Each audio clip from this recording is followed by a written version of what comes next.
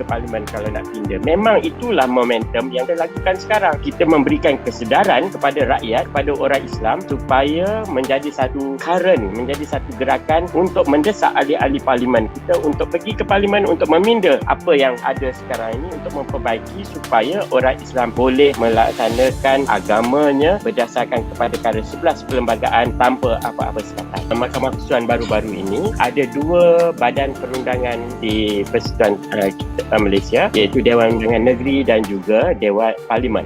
Kuasa Dewan Undangan Negeri in respect of this case adalah berkaitan dengan creation offences and punishment, offences against the precepts of Islam. Kesalahan-kesalahan yang melanggar perintah agama Islam dan ada syaratnya mestilah orang Islam mestilah tidak ada di dalam senarai persekutuan. Manakala kuasa yang diberikan kepada persekutuan pula adalah tentang criminal law. Jadi itu yang dibincangkan di Mahkamah Persekutuan. Adakah Dewan Undangan Negeri membuat Seksyen 28 ini, adakah Seksyen 28 hubungan persetubuhan di luar tabi'i ini termasuk di dalam criminal law ataupun di dalam offences against the precepts of Islam. Di dalam perhakiman, kedua-dua hakim ini, ketiga-tiga hakim ini tidak menolak bahawa liwat, senang kita cakap liwat lah, adalah offences against the precepts of Islam. Tetapi ada precaution clause yang mengatakan mestilah tidak ada terjumlah di dalam senarai persekutuan, iaitu criminal law. Okey, itu keputusan disebabkan secara harfiahnya, secara literalnya begitu, Mahkamah Persekutuan mengambil kira mengatakan bahawa Seksyen 28 itu tidak berperlembagaan.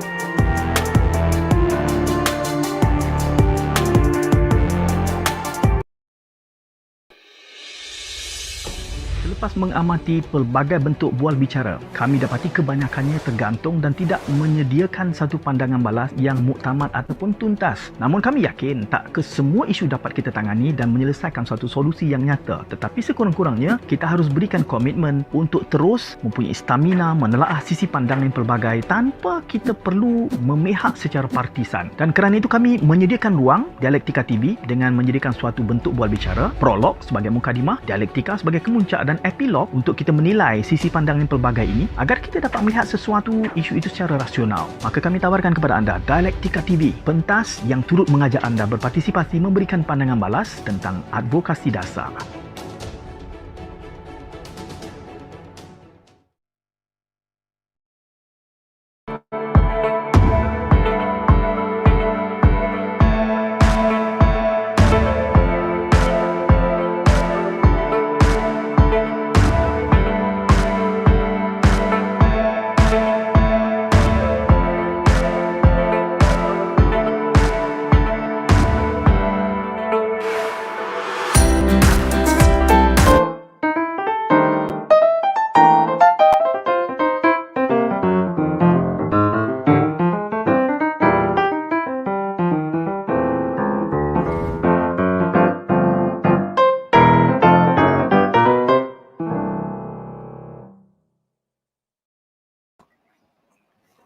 Okey, kita mulakan malam ni. Bismillah. Assalamualaikum, salam muhibah. Awal-awal lagi saya nak kongsikan ini kepada semua penonton Dialektika TV. Ini sudah ada kempen ni, tamatdarurat.com. Sudah mula tular, ramai yang berkongsi. Jadi cuma yang kita mendapat maklumat ini sudah pun digerakkan tetapi tidak ada pula penanggungjawabnya. Bukan niat kita untuk mengajak anda semua confirm menyokong kempen ini. Ia hanyalah salah satu agenda kerana niat kami di dalam Politik Opini untuk kita membincangkan apa realiti politik yang berlangsung selama seminggu yang berlalu dan apakah unjuran kemungkinannya untuk seminggu yang ke depan. Minggu ini hangat kembali rancak. Ada nanti kita bincang, ada panel kita yang mencadangkan supaya pengunduran anggota kabinet dari UMNO secara on block. Itu pun menarik juga. Ada pula cadangan ataupun pandangan mengatakan undi 18 tak akan dilaksana. Itu satu perkara. Kalimah Allah ni semua orang tiba-tiba menjadi ulama memberikan pandangan. Tak apalah, kita bebas untuk memberikan pandangan. Panel saya di belakang tabir dah senyum-senyum je. Dia dah tahu dah apa yang dia nak sentuh seketika nanti. Kebetulan kedua-dua panel juga sudah pun memberikan pandangan balas tentang isu kalimah Allah ni. Satu isu yang cenderung untuk dipolitikkan juga, dan juga saya kempen tamat darurat lagi. Itu antara isu-isu yang mungkin kita akan sempat sentuh pada malam ini di dalam Politik Kopi adalah ruangnya untuk kita bersembang-sembang dan berikan pandangan balas anda, tidak hanya sekadar mendengar dan memberikan komentar di ruang Facebook dan juga YouTube. Kami sediakan ini, tiket digital ini. Anda boleh berinteraksi bersama Zahra. Zahra menantikan panggilan anda, mesej ke 0199425546. Anda boleh masuk, kami berikan tiket untuk tampil 2 minit untuk menyanggah dua panel kita, Dr. Nur Nirwandi dan juga Isham Jalil in the house. Tepuk. Mana ni? Tadi ada gangguan internet sikit ya. Waalaikumsalam warahmatullahi. Oi, canggih. Isham punya backdrop Dr. Nirwandi, canggih dia. Yalah, ketua penerangan kan. Saya buat kat rumah aje Tuan Syed. Saya beli green screen. Dia lain. Dia level lain, makam lain. Dia penerangan. Dia penerangan kena canggih. Kita ni tengok gobok semua boleh runtuh semua belakang kita kan. Okey, terima kasih kepada Saudara Isham dan Dr. Nirwandi. Tadi saya berikan sedikit alert ataupun ada sedikit gangguan internet tadi. Saya kata takkanlah sebab Isham dengan Nirwandi keluar tiba-tiba internet kita kena sabotage. Mengusik je sebab kita dah kempen blueprint digital. Dia lain. Saya bimbang tadi sebab Dr. Nirwandi agak tidak stabil sikit, sesekali terkeluar, sesekali masuk. Jadi kita mohon kesabaran beliau dan juga kesabaran penonton semua di dalam interaksi kita pada malam ini. Mudah-mudahan semuanya tenang-tenang saja internet, semakin menghangat. Ordinan terbaru akan makin Faizal Jamil. Ordinan baru akan makin jejaskan indeks kebebasan. Ya, ini antara belum kita bincang lagi, orang dah bagi pandangan. Okey, tak apa. Nurwandi mungkin akan ada sedikit delay. Saya mulakan dengan saudara Isham dulu. Ada banyak isu dah terkeluar dah. Nirwandi dah terkeluar. Kita kena sabar dia keluar masuk ni. Saya mula dengan saudara Isham dulu. Antara banyak-banyak isu yang paling hangat minggu ini, yang mana yang harus kita mulakan rentak Politikopi malam ni? Oh, tanya saya? Ya, sila. Bebas. Saya tengok Tuan Syed, pertama sekali terima kasih jemput saya malam ni. Dan memang minggu ini banyak isu Tuan Syed terutama ada isu politik dan isu dasar dan sebagainya. Dan kalau kita lihat dalam bulan ini, bulan Mac ni, akan ada satu perkara besar juga yang berlaku yang akan menentukan hala tuju politik negara kita, iaitu pada 27 hari bulan ini akan ada Perhimpunan Agung UMNO. So dalam Perhimpunan Agung UMNO itu ada beberapa perkara yang akan dibincangkan yang dinanti-nanti oleh semua parti-parti politik lah, termasuk dalam kerajaan.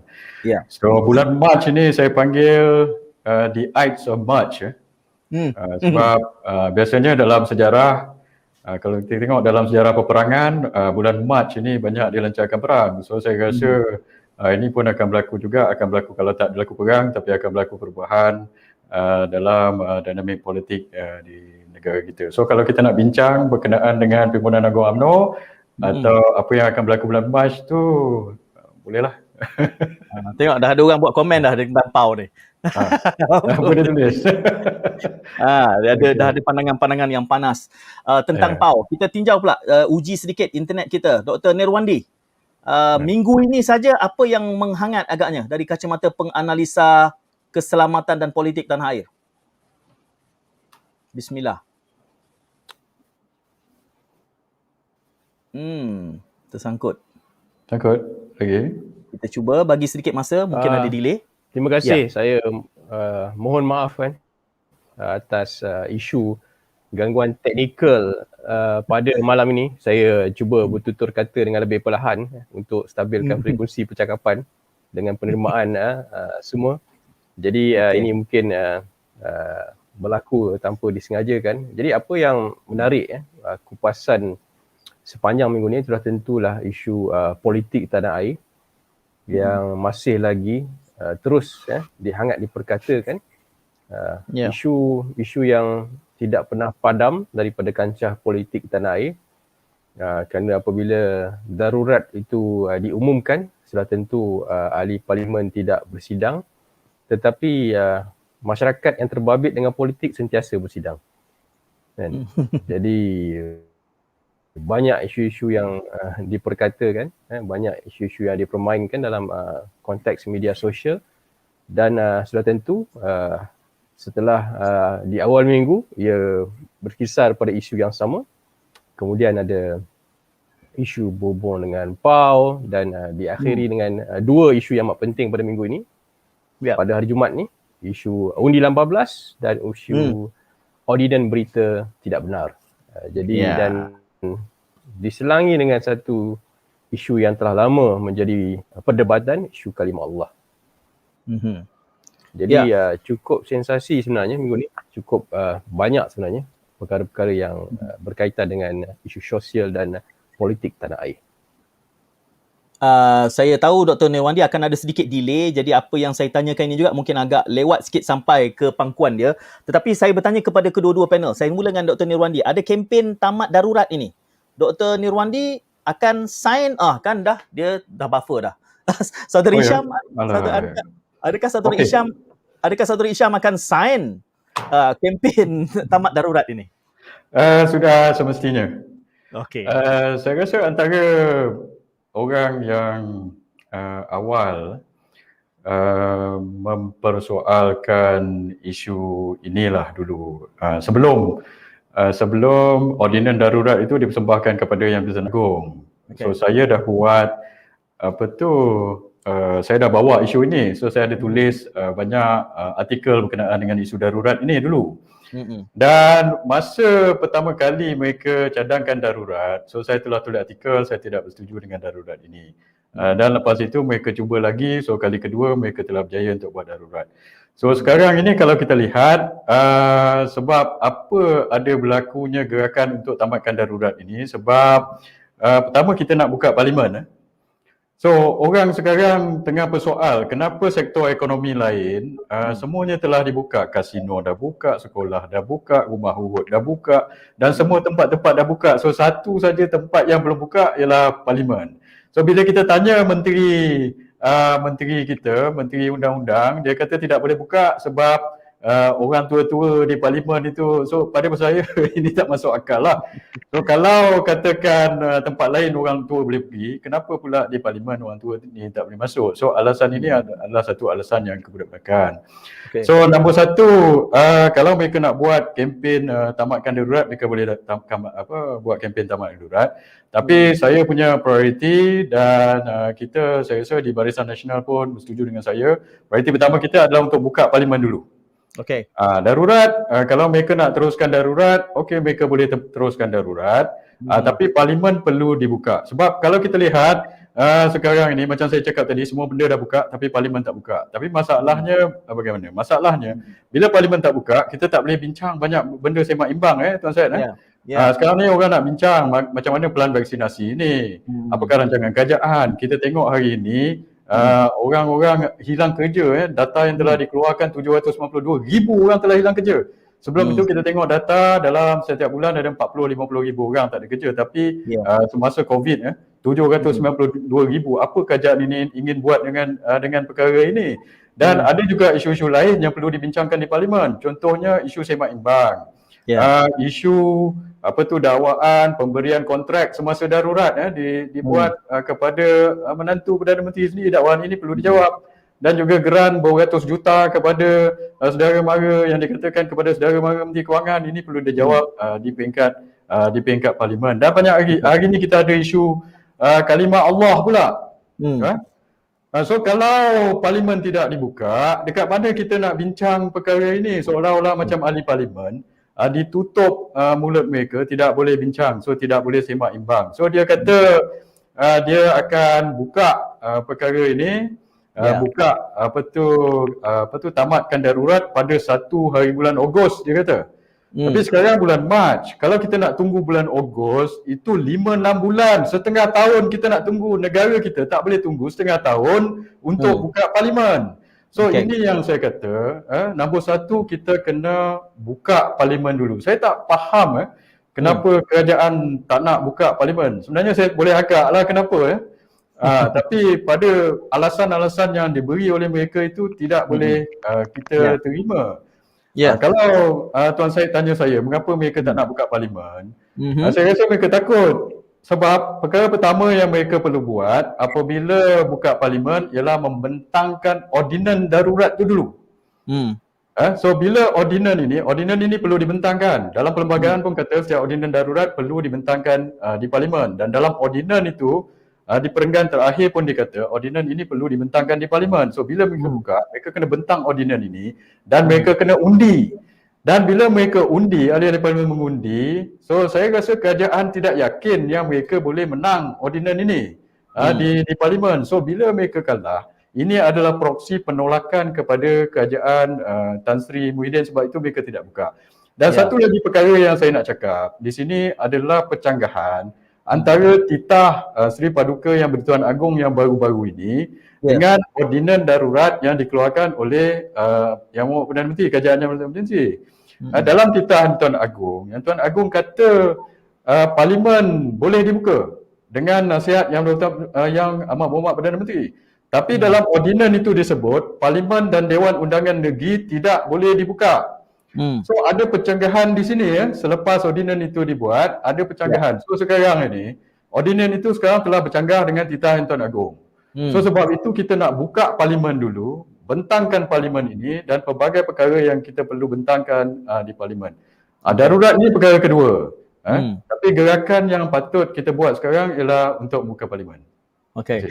Saya nak side step sedikit sementara Saudara Isham tengah bercakap tentang ini kerana tujuan kami Dialektika TV ni kita nak mendengar semua belahan pihak. Tetapi tentulah untuk mendapat daripada suara kerajaan yang bercakap tentang satu isu tu agak mencabar kerana kedudukan kerajaan semasa ini agak defensif, khususnya bila mana kita melihat ini merupakan minority government. Cuma cabaran kami, kita menganggap bila kita panggil wakil UMNO ke BN ke, itu kerajaan. Tetapi hari ni kan kita nak identify Isham ni suara kerajaan ke suara oposisi ni. kami kata okey, kita tak ada suara kerajaan. It's a fair question. Nak faham sentimen yang dibawa oleh Saudara Isham ni sebelum saya beralih kepada Nirwandi. Okey, senang je saya boleh jawab tu lah ya. It's a fair question. Cuma kerajaan yang ada pada hari ini adalah kerjasama ahli-ahli parlimen Tuan Syed Okay. Bukan, kita tidak ada dalam gagasan Perikatan Nasional. So kita tidak sign dengan kerajaan Perikatan Nasional. Masa perjanjian Gentleman's Agreement dulu pun, masa kita angkat Tan Sri Muhyiddin sebagai Perdana Menteri, kita kata kita ahli-ahli parlimen ini akan bersama dengan kerajaan sampai pembubaran parlimen. Itu saja. So the parti UMNO dan Parti Barisan Nasional tidak ada dalam Perikatan Nasional. Dan perjanjian itu adalah antara ahli-ahli parlimen. Saya bukan ahli parlimen.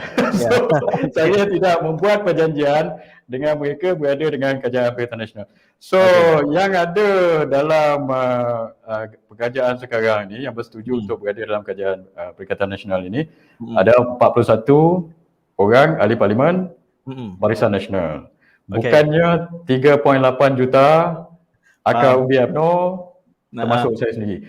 Sebab itu saya buat usul saya ada satu usul. Saya percaya kalau Tuan Syed dengan Doktor tengok usul saya itu, saya telah mencadangkan satu usul, iaitu ahli-ahli parlimen kita dan menteri-menteri kita menarik diri daripada kabinet dan daripada kerajaan Perikatan Nasional ini. Dan usul ini perlu dibawa ke Perhimpunan Agung UMNO supaya ianya disetujui oleh daripada pucuk pimpinan ke akar umbi. Dan ada sebab mendesak mengapa usul ini perlu dibincangkan di Pimpinan Agung UMNO dan perlu dibuat. Dan 2 minggu lepas Tengku Razali, penasihat UMNO, telah mencadangkan begini. Beliau juga telah telefon saya. So saya dah bercakap dengan beliau berkenaan dengan usul ini. Saya kata saya setuju untuk tarik diri. Tapi kita kena ada proses itu. Dalam UMNO ni kita parti besar, kita bukan macam PPBM. PPBM dia boleh buat keputusan di atas saja, dia tak ada akar umbi.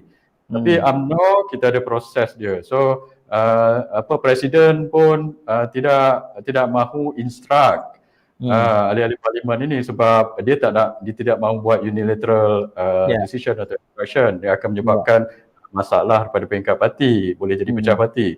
So sebab itu saya kata kita perlu bawa ke PAU dan dibincangkan.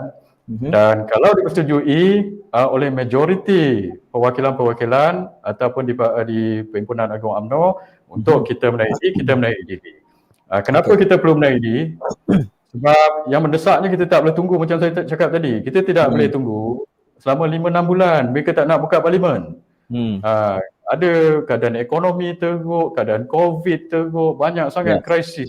So satu cara untuk kita induce pembukaan parlimen atau kita boleh pergi jumpa Yang di-Pertuan Agong adalah dengan penarikan diri ini. Sebab sekarang ni kalau ahli-ahli parlimen kita, Wak Ima presiden kita dan timbalan presiden dan esko-esko kita di Majlis Tinggi nak menghadap Seri Paduka Yang di-Pertuan Agong pun tidak ada asbab.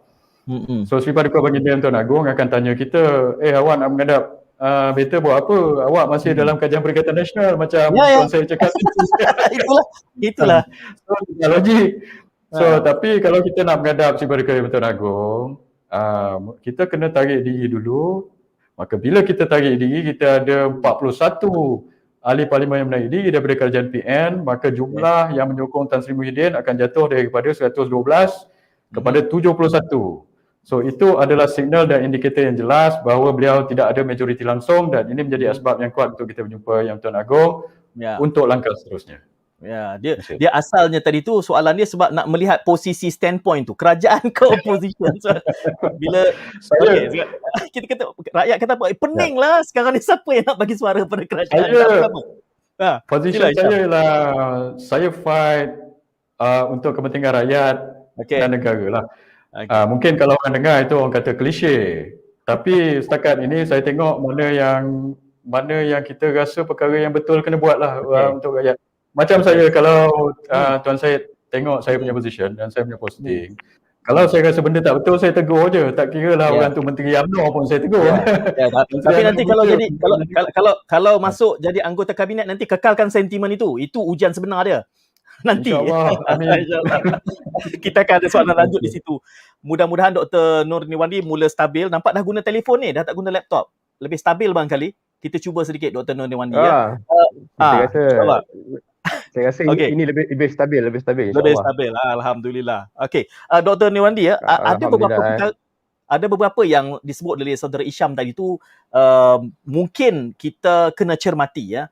Doktor juga sebut tadi apabila ada ordinan berita tak benar ni dalam suasana darurat ini, dia semakin memberikan tekanan untuk kita pun lihat antara polemik beberapa minggu lalu kami bercakap soal bagaimana Malaysia kini misalnya dikenakan saman 500,000 itu membuatkan seperti mana elemen untuk menutup perbincangan yang terbuka. Tetapi tadi saudara Isham menyebut beberapa benda seolah-olah macam dengan kedudukan darurat ini banyak keputusan-keputusan yang tidak perlu dibawa kepada parlimen menyebabkan keputusan itu boleh dibuat tanpa berada dalam pengetahuan umum. Dan tadi kalau kita tidak berhati-hati, beberapa kes yang mungkin tidak secara direct disebut, itu semua benda-benda yang tidak dibincangkan dalam media massa dan tidak dibincangkan secara terbuka begitu.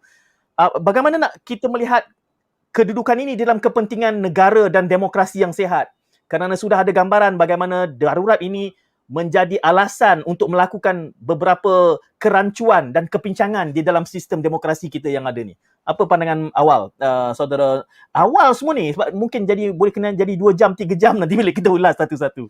Saya bagi kepada Dr. Nirwandi dulu.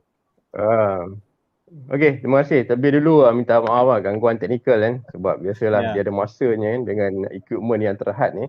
Dia cuba bersiaran secara langsung. Selalunya okey je kan. Sebab saya selalu buat kelas dan sebagainya. Tetapi apabila kita bercakap tentang isu politik, sudah tentu je dalam konteks pada ini sebagai penganalisis keselamatan dan politik, sudah tentu akan ada perhujahan dan perbandingan yang amat ketara dengan saudara Isham kan. Sebab sebagai seorang yang rakyat biasa yang tidak memegang apa-apa jawatan dalam politik dan sebagai penganalisa keselamatan dan politik, sudah tentu kita mempunyai kita punya kecenderungan masing-masing dalam memperkatakan pelbagai isu. Dan dalam konteks ini kalau kita lihat, kalau kita dalami dalam isu berhubung dengan politik contohnya, asas kepada politik negara ataupun politik tanah air bagi masyarakat biasa adalah kestabilan. Dan ini adalah perbezaan yang ketara di antara ahli politik dan masyarakat yang bukan ahli politik. Dan bagi sesuatu perkara, terutamanya menjelang PRU, kita ambil pada PRU lepas apabila berlaku satu tsunami peralihan kuasa pada kerajaan Pakatan Harapan, ia disebabkan oleh perubahan corak-corak ataupun strategi-strategi tertentu dan juga corak peradaban-peradaban dalam isu-isu berhubungan dengan politik dunia. Dan pada masa itu kita lihat kemuncak ataupun dikatakan kemenangan Pakatan Harapan itu salah satu penyumbang dan juga adalah kemuncak kepada pergerakan hak asasi manusia yang tinggi dan juga pada satu bentuk governance yang dilihat berpaksikan kepada equality, berpaksikan kepada satu penterjemahan corak politik baru. Dan pada masa itu saya masih ingat lagi kalau di kalangan Barisan Nasional secara singkatnya kalau kita dapat recall balik, banyak culaan-culaan yang diberikan oleh pihak Barisan Nasional menjangkakan bahawa mereka akan memenangi pilihan raya dalam pilihan raya lepas dengan agak baik, dengan keputusan yang agak baik. Dan culaan-culaan itu dibuat dengan beberapa perisian-perisian teknologi dan saya rasa mungkin Saudara Hisham pun terbabit dalam culaan-culaan tersebut. Dan ini memberikan satu bentuk gambaran bahawa sebenarnya Barisan Nasional dikatakan mampu untuk memenangi pilihan raya lepas. Tetapi apa yang berlaku adalah sebaliknya. Dan kalau kita kaji balik momentum-momentum apa yang berlaku dan kita lihat bagaimana jatuhnya kerajaan Barisan Nasional disebabkan perubahan dalam konteks pemikiran masyarakat yang merasakan perlunya berlaku satu perubahan politik tanah air. Dan inilah satu bentuk yang dilihat malam apabila keputusan diumumkan, banyak gergasi-gergasi ataupun ahli-ahli politik terkemuka tanah air daripada Barisan Nasional yang tumbang di kalangan pengundi-pengundi akibat oleh pengundian-pengundian. Dan ini memberikan satu bentuk konstruk baru dalam kestabilan politik negara. Tetapi malangnya ia hanya berakhir dalam jangka yang singkat, lebih kurang 22 bulan dan akhirnya kestabilan itu dicapai dengan satu bentuk perjanjian tidak rasmi atau tidak rasmi, iaitu itu daripada ahli politik yang boleh mentakrifkan.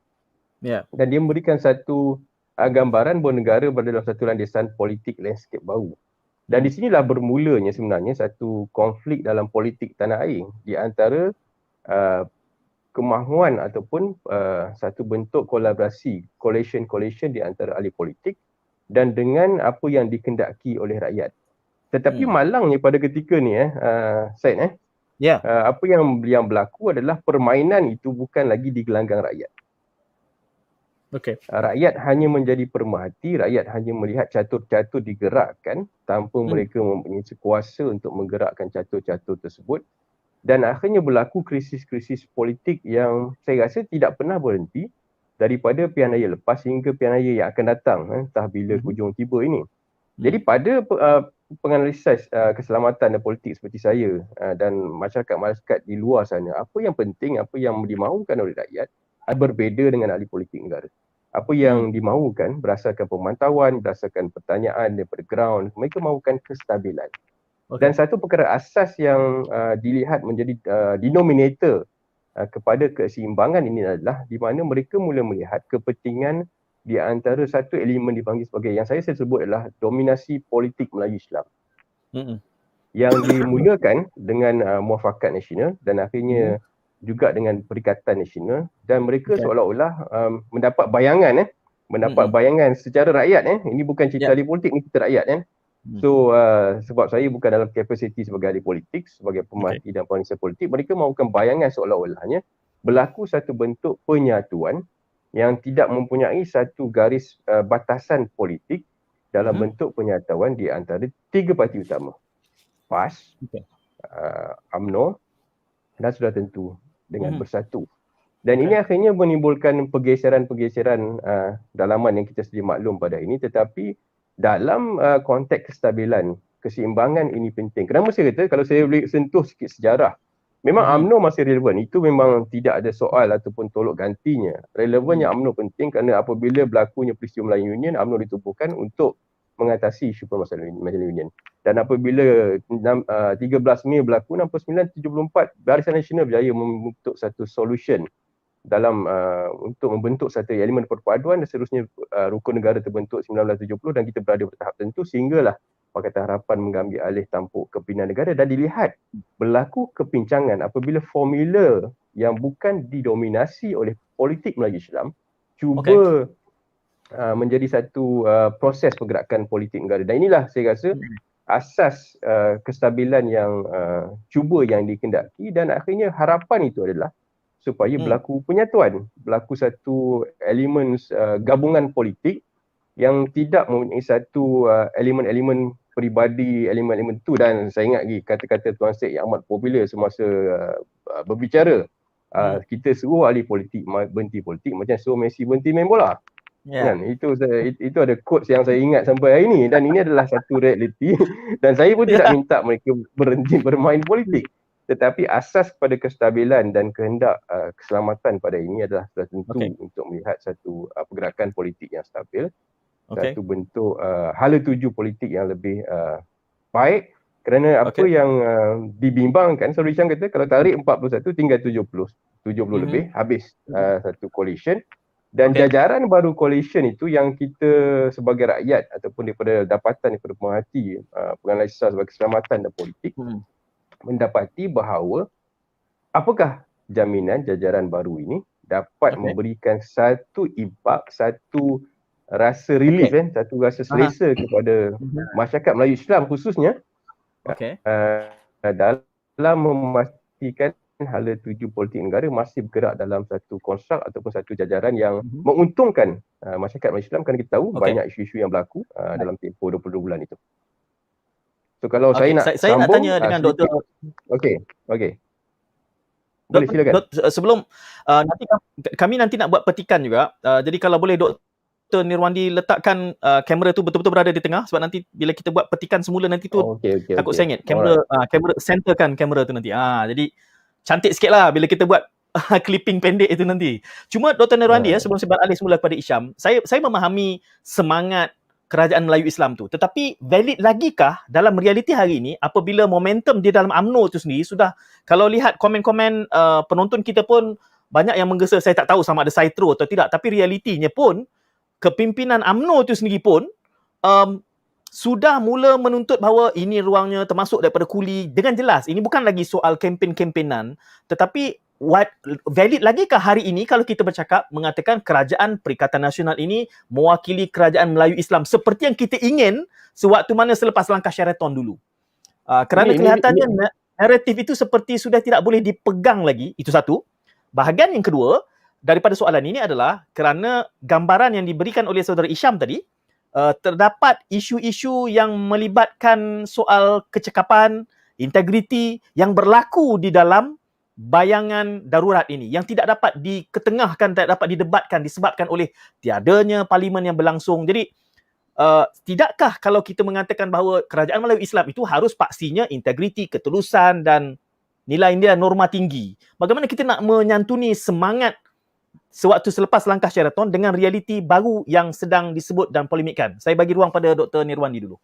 Saya rasa satu soalan yang baik dan sudah tentu kalau komen pada ini kita kena ingatlah saya tidak mewakili mana-mana pihak. Saya hanya bercakap dalam kapasiti sebagai penalisis keselamatan dan politik, dan komen-komen itu saya harap komen-komen datang daripada mereka-mereka masyarakat yang bergerak secara neutral. Tetapi apa yang hendak dibincangkan, yang disampaikan adalah luahan hati masyarakat dalam konteks yang mengatakan bahawa keselamatan dan kestabilan politik itu perlu berlaku dalam denominator atau denominasi Parti Umat Islam. Kita harus ingat Barisan Nasional harus UMNO harus akur bahawa mereka tewas pada pilihan raya lepas disebabkan beberapa faktor, sama ada faktor purely daripada Pakatan Harapan atau faktor-faktor yang berbangkit daripada masalah dalaman Barisan Nasional atau UMNO itu sendiri. Tetapi UMNO masih relevan. Dan apa yang berlaku selepas itu adalah bagaimana untuk memastikan culaan-culaan baru ini ataupun harapan-harapan baru yang dikatakan oleh UMNO yang mereka mampu bergerak dengan jajaran baru itu sebenarnya dah mampu untuk menjadikan mereka satu pembangkit ataupun paksi sebagai denominator ataupun satu teras untuk membentuk dominasi pasif Islam.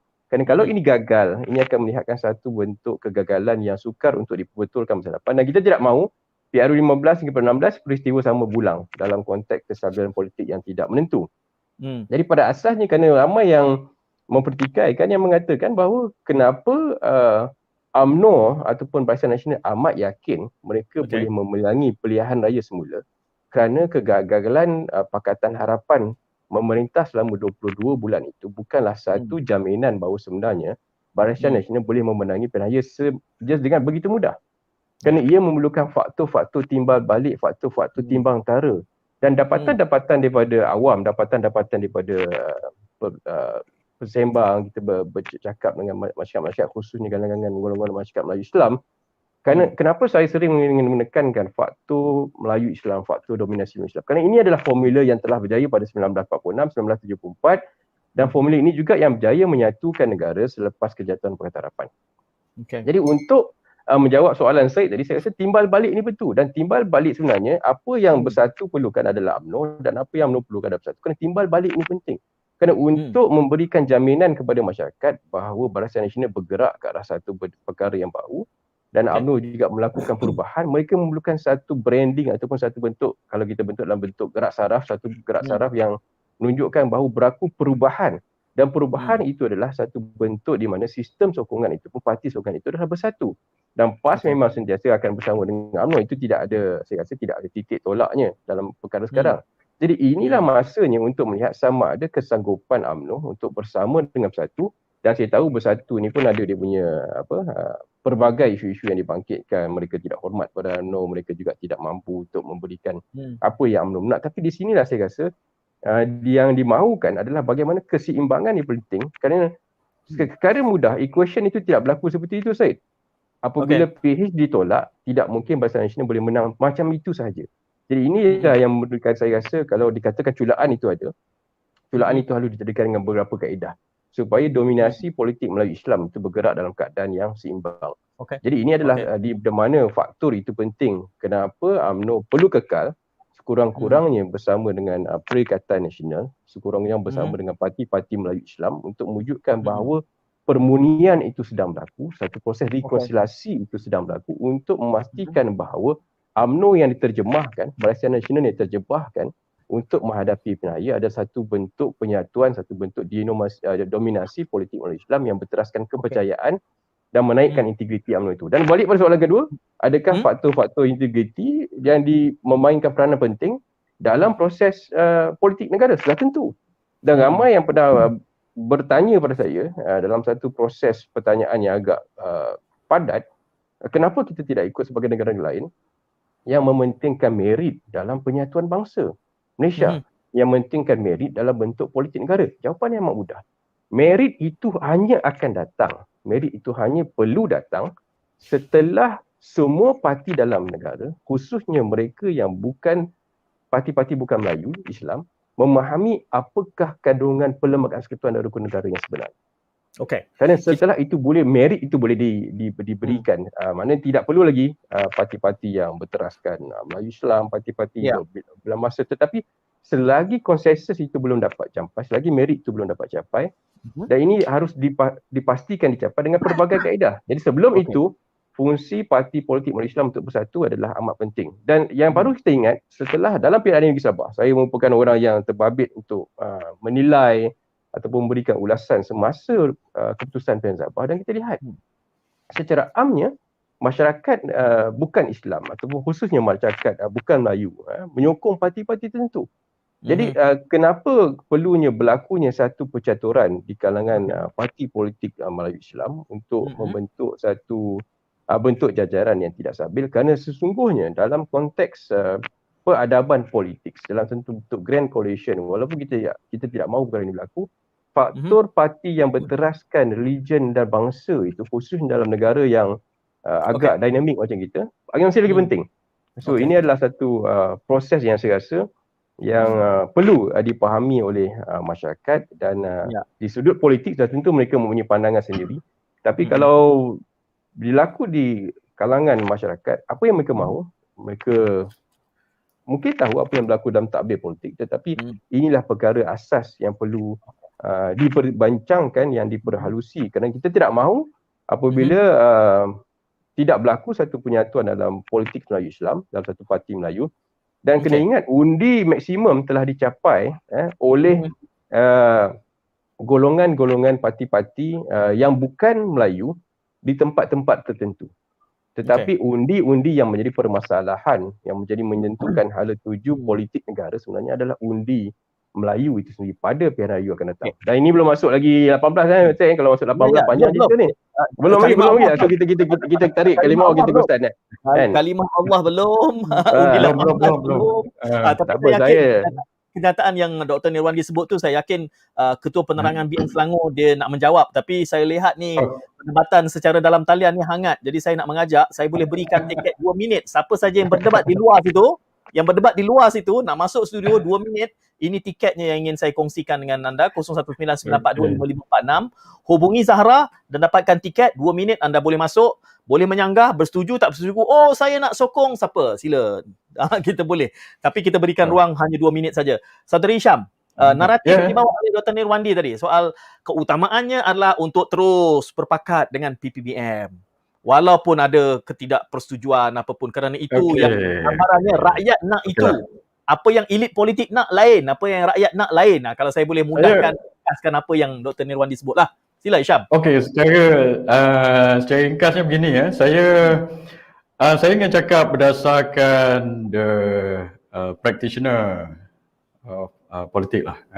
Dan apa yang kita lihat, kadang-kadang the real politik tu dengan politik yang on paper ni mungkin lain sikit. So itu yang saya cakap. Tapi ada benda yang saya setuju dengan Dr. Nirwandi tadi. Nombor satu berkenaan dengan kestabilan. Kestabilan ni penting. Sebab itu kita kena buka parlimen sekarang. Dan lepas itu kita kena tentukan sama ada kita nak bubar parlimen atau kita buat pilihan raya dan tamatkan darurat. Sebab kerajaan yang ada sekarang ni tak stabil. So dulu mereka ada 110 ahli parlimen, tarik 2 jadi 112. Kita tak tahu lagi berapa akan ditarik, berapa akan dijual beli, berapa akan lompat parti dan sebagainya. Kalau kita tengok dalam parti Perdana Menteri sekarang, PPBM, mereka ada 31 campur 2, 33 ahli parlimen. Tetapi daripada 33 itu 6 aja yang original, 27 daripada 33 atau lebih daripada 80% daripada ahli parlimen dalam parti yang menerjakan kerajaan adalah daripada pelompat parti. Dan bila saya nak cerita pasal kestabilan ini, saya suka tengok fakta. Kalau saya tak tengok, kita boleh cerita pasal retorik. Sebagai ahli politik, kalau nak lawan retorik dengan saya sampai esok pun tak habis. Tapi saya tengok fakta dan kita kena tengok kronologi. Sebenarnya siapa yang menyebabkan ketidakstabilan ini? Kalau kita lihat tahun lepas, pada bulan 2 sebelum langkah Sheraton dan sebelum kejatuhan kerajaan PH, mereka ada 140 ahli parlimen dalam kerajaan Perikatan Nasional selepas 16 daripada UMNO melompat parti dan mereka tambah itu, mereka ada 140. So 140 tu 8 saja ahli parlimen sebelum 2/3. So itu adalah satu kerajaan yang stabil. Tapi siapa yang telah menjatuhkan kerajaan mereka sendiri? Jawapannya adalah PPBM dan PH. So apa yang berlaku? 31 orang ahli politik ni, sebab mereka tahu lepas PRK yang mereka lawan dengan Barisan Nasional, mereka telah tidak dapat sokongan daripada orang Melayu dan juga orang bukan Melayu. Kalau kita lihat orang di Tanjung Piai, orang bukan Melayu pun tidak sokong mereka. Sebab itu mereka dah tahu mereka akan kalah kalau mereka berdepan dengan PRU 15. Kita tak payah tengok survey dulu. Itu kita tengok daripada track record dulu. So mereka telah lompat. Dan ada juga elemen yang pada ketika itu saya ingat lagi. Kita kena tengok fakta, Doktor. Apa yang berlaku pada ketika itu, ada pergaduhan dalam PH iaitu Tun Mahathir tak nak bagi Anwar Ibrahim jadi Perdana Menteri. Ini bukan pasal Barisan Nasional yang menyebabkan ketidakstabilan ini. So Tun Mahathir tidak mahu bagi Anwar Ibrahim jadi Perdana Menteri. Lepas itu 31 orang telah lompat parti, form the government, Perikatan Nasional dan telah jadi kerajaan itu. Dan lepas itu ada lagi menarik sokongan, mereka cuma dapat 115 dan sekarang ni lagi mereka telah tarik lagi. Saya tak tahu berapa lagi akan melompat dan mungkin ada elemen rasuah politik dekat situ. Dan kita lihat ada laporan daripada SPRM telah dibuat oleh seorang ahli parlimen di Sikijang mengatakan beliau telah ditawarkan pelbagai ganjaran. So kita tak boleh terima benda ini. lompat-lompat parti, ketidakstabilan. So sebab itu saya kata yang menyebabkan ketidakstabilan politik ini adalah kerajaan itu sendiri, kerajaan PPBM itu sendiri. Kita kena hentikan ketidakstabilan politik itu. Dan saya lihat tadi doktor ada sebut berkenaan dengan pilihan raya. Saya banyak terlibat dalam pilihan raya juga. Daripada kecil dulu saya dah terlibat dalam akar umbi. Mak ayah saya adalah pemimpin akar umbi UMNO di Selangor. Umur 8 tahun saya dah tampal poster dan sebagainya. So saya lihat daripada segi pengalaman saya dekat situ. Dan saya tengok dalam setiap PRU ni ada satu tema besar dia. Tema besar. Dalam PRU 14, saya nak betulkan fakta doktor tadi. Dalam PRU 14 saya tak ada dalam war room. Sebab Datuk Najib kalau tengok live saya sebelum ini, saya dah cakap. Sebab time tu Datuk Najib suruh saya fokus on dasar sederhana dan jangka panjang. Sebelum tu PRK saya terlibat. Tapi PRU 15 saya tidak ada war room. Masa tu agensi, tapi ada betulnya masa tu tidak ada agensi pun yang menganggap bahawa kita akan kalah. So saya tak ada war room, saya tidak ada data, so saya pun sebenarnya tidak menyangka kita akan kalah, tapi kita telah kalah.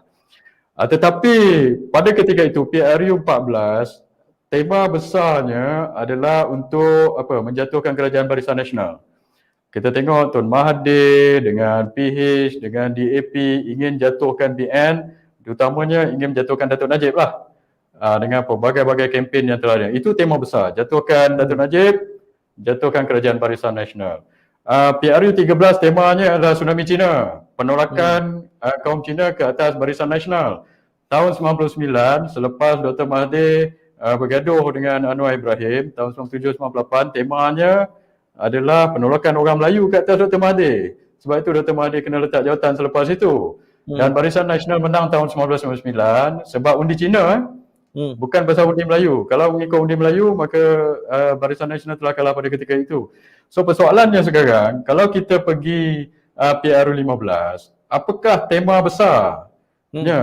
Doktor pun dah nampak berapa banyak survey yang telah dibuat daripada banyaklah kita ada IDE, Saudara Ehsan, Sinar, Sincu, Jipo, Utusan TV dan sebagainya. So apa tema besarnya?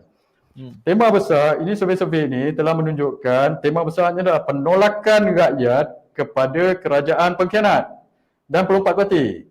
So itu is the big theme of PRU 15. So ini kita tidak boleh deny lagi. So sebab itu sekarang ni kerajaan PPBM sekarang, kita tahu 31 ahli parlimen mereka lompat parti. Mereka tidak ada akar umbi, mereka tidak ada jentera. Dan kursi-kursi asal mereka pun tak ada. Sebab itu mereka memerlukan UMNO dengan PAS untuk pikul mereka ini. Tapi saya percaya UMNO dengan PAS ni bukan bodoh. Takkan kita nak pikul mereka-mereka ini. Kalau kita pikul, bagi laluan kepada mereka, undi kita akan pecah.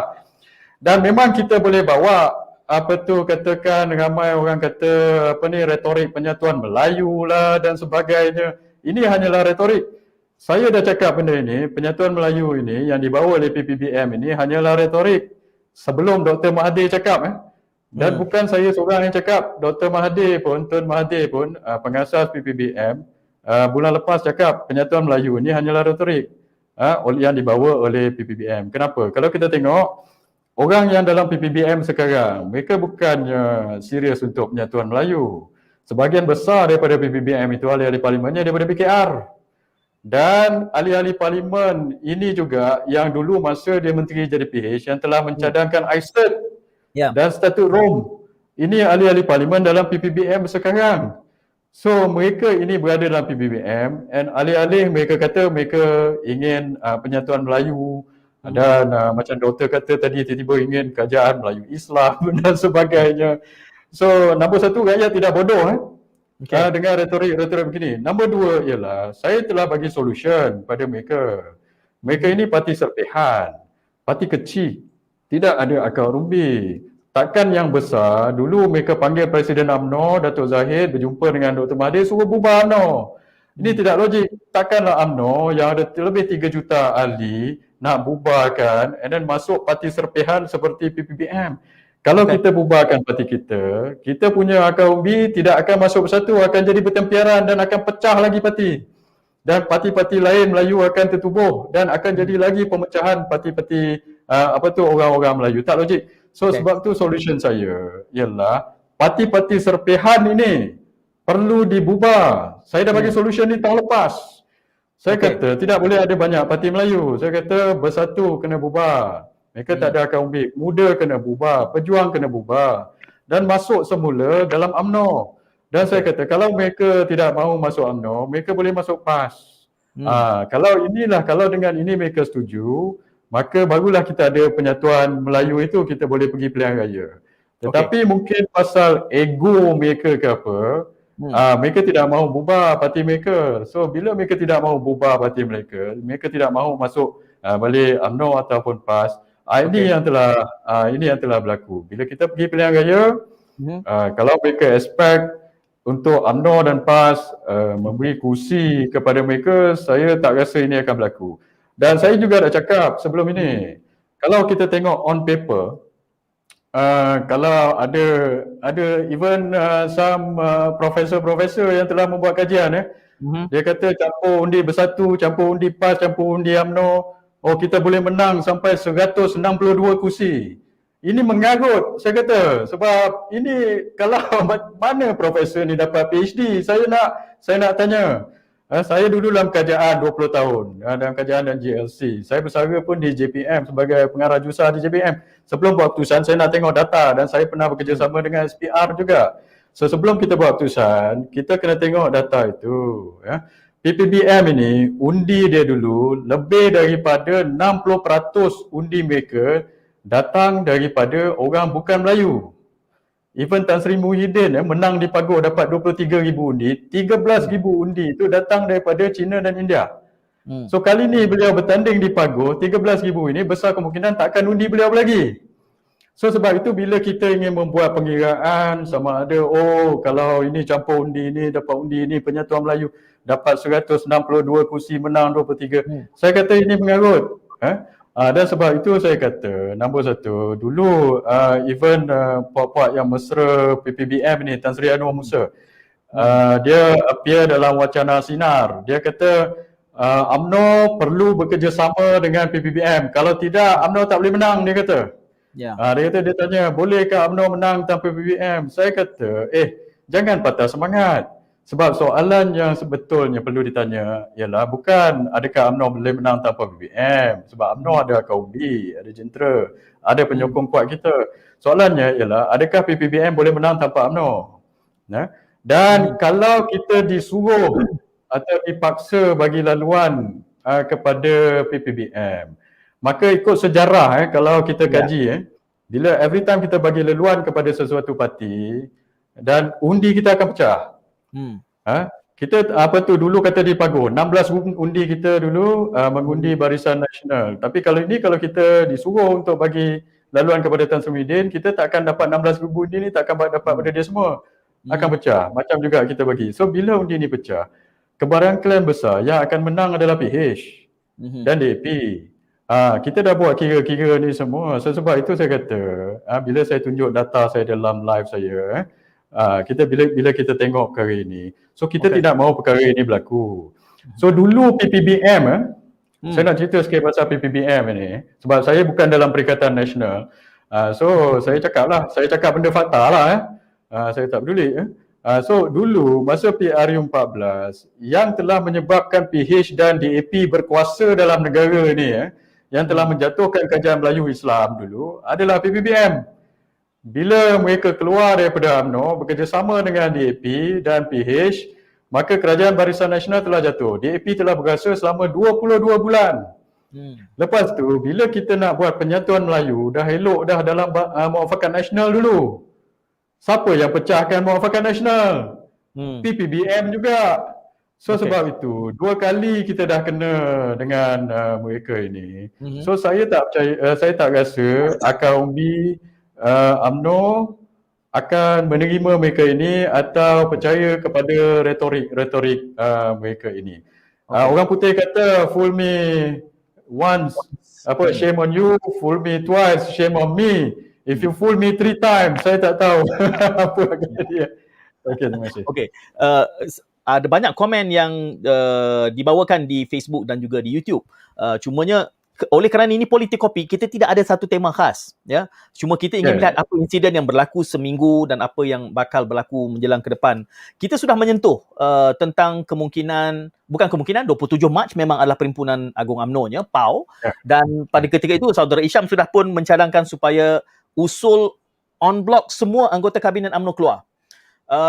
Komen Dr. Nirwandi, kalau kita mengambil daripada semangat ulasan yang awal itu, menganggap bahawa ia bukanlah satu keputusan yang bijaksana, ya.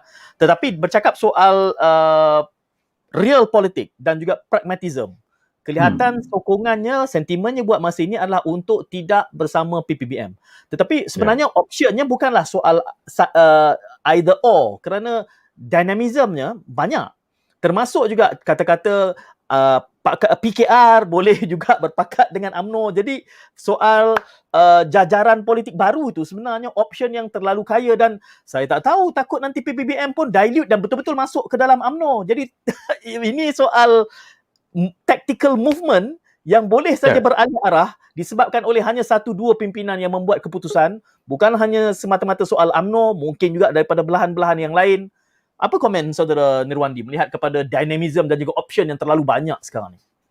Saya amat mudah sebagai seorang yang bukan politik, pendirian saya amat mudah.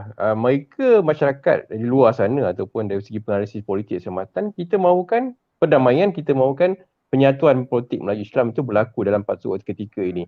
Dan mungkin saudara Isham dia kurang cam saya kot, sebab saya pun pernah diberikan data culaan daripada saudara Isham tu kan. Tapi tak apalah kan. Mungkin masa dah lama berlalu kan. Dan masa data culaan itu beri memang menunjukkan perincian bahawa belakang berlaku kemenangan yang besar di Johor dan di tempat-tempat tertentu, dan akhirnya Barisan Nasional kalah dan UMNO tewas. Dan apa yang dirisaukan pada bila masa tu mungkin sebelum bulan 10 kan tau. Mungkinlah. Jadi apa yang dirisaukan pada masa dan ketika ini, perkara yang berlaku adalah bagaimana kita tidak mahu berlaku satu salah langkah di mana wujudnya satu peluang kerjasama yang boleh, seperti mana kata Tuan Syed kata, proses masa akan menentukan sama ada PBM boleh dilute dengan UMNO ataupun UMNO boleh kerja dengan sama PM, bekerja sama dengan PAS sudah pasti. Jadi apa yang penting bagi menghadapi masa dan ketika ini adalah satu bentuk penyatuan untuk memberikan jaminan pada rakyat bahawa UMNO boleh berkompromi, Bersatu boleh berkompromi dan PAS berkompromi. Kenapa? Jaminan menunjukkan bahawa Melayu Islam boleh dan mampu untuk memimpin negara akan lebih terbukti sekiranya proses kompromi dapat jalankan. Kerana ia akan memberikan satu konsensus, ia akan memberikan satu dapatan pada umum bahawa masyarakat Melayu Islam mampu untuk memimpin negara, masyarakat Melayu Islam mampu untuk membentuk satu pakatan politik dengan mengambil kira pelbagai isu rekonsiliasi.